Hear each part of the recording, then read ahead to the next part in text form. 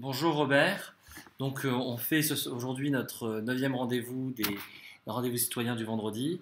Quelle est ta vision de la semaine et quels sont les principaux points que tu as observés? Alors d'abord, un événement majeur dans la semaine, je dois vous avouer quelque chose, c'est que je suis un fou de Star Wars.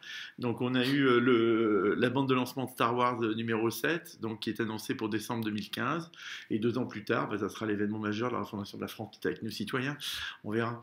Alors Montebourg, Montebourg nous a sorti quelque chose d'intéressant. Vous savez tous qu'il est retourné à l'école à l'INSEAD. Et il trouve que l'INSEAD est une école de l'humilité, SIC. Ça a été repris dans les échos. Je trouve ça quand même assez étonnant. Ça montre à quel niveau d'arrogance il est, parce que c'est vraiment pas le mot que spontanément je trouverais pour définir les grandes écoles qui n'ont pas vraiment des écoles d'humilité. Mais enfin. Alors, ce qui est assez intéressant, c'est quand on compare la réaction de Xavier Niel versus Montebourg cette semaine, on se dit d'abord que c'est pas forcément le même type de personnage. Ce qui m'a marqué, Robert, c'est que il nous dit cette semaine, j'aime la France, parfois au-delà du raisonnable. Et je trouve ça extrêmement intéressant parce que dans un contexte que l'on connaît, on a un personnage qui s'investit, s'implique avec l'histoire de la Fraissinet dans laquelle on va avoir une pépinière colossale d'entreprise et qui vraiment valorise l'initiative individuelle, l'entrepreneuriat. Et donc c'était un élément que j'ai trouvé extrêmement positif cette semaine.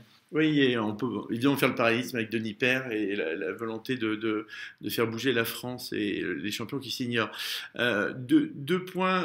Hollande, suite au drame de Sivens, vient de redécouvrir les référendums locaux dont avait parlé Ségolène Royal et veut lancer le concept de démocratie participative. Chiche, monsieur le président, pourquoi pas, puisqu'effectivement, on pense aussi nous que c'est une bonne idée.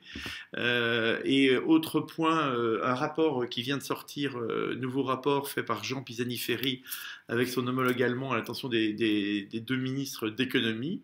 Rapport qui, une fois de plus, met l'accent sur quoi? Sur le fait qu'il faut de la flexi-sécurité en France, qu'il faut modifier le droit du travail et qu'il faut à minimum abaisser de 5% les dépenses publiques. Chiche, de nouveau, monsieur du gouvernement, si vous appliquiez ce que vous disent vos experts. Alors ce qui est assez intéressant, je réagis sur ce point-là, c'est que le jour de la publication de ce rapport sur e-télévision, Pisani était invité et ce qui est assez intéressant, c'est que le jour même, il y avait une réaction du gouvernement sur le fait qu'ils n'appliqueraient pas un certain nombre de réformes qui étaient dans le rapport. Je trouve ça toujours assez étonnant, la capacité, l'immédiateté dans la réaction sur ce type de publication. Donc on pourrait faire des économies si on supprimait tous les gens qui travaillent pour des rapports qu'on ne suit pas. Exactement. Mais bon. Après, un point qui m'a marqué, je voulais juste en parler aujourd'hui, Robert, c'est encore un autre exemple de fragmentation de la société française avec le fait divers terrible cette semaine à Créteil où un couple de juifs sont attaqués apparemment pour leurs convictions religieuses. Moi, ce qui m'étonne, c'est que déjà, on sait que malheureusement, et je trouve ça dramatique, qu'un certain nombre de juifs français se disent qu'ils n'ont plus leur place en France. La question, c'est est-ce que tous les Français bientôt vont se dire qu'ils n'ont plus leur place en France? On en a déjà parlé plusieurs fois sur des gens qui partent à Londres pour aller entreprendre, des gens qui partent à Bruxelles pour être entiers. Et donc, il y a un vrai sujet, et nos citoyens se positionnent dessus, de refaire société. Je sais que tu as été marqué cette semaine par d'autres événements là-dessus. Oui, parce que ce qui va frapper, c'est le propos du pape. Je pense que pas mal d'entre vous peut-être l'ont suivi ce qu'il a dit à Strasbourg, mais il a interpellé vraiment l'Europe sur cette notion de diversité et de refaire société. Donc, je ne veux pas déformer ses propos, donc je vais lire deux courts extraits de son discours à Strasbourg.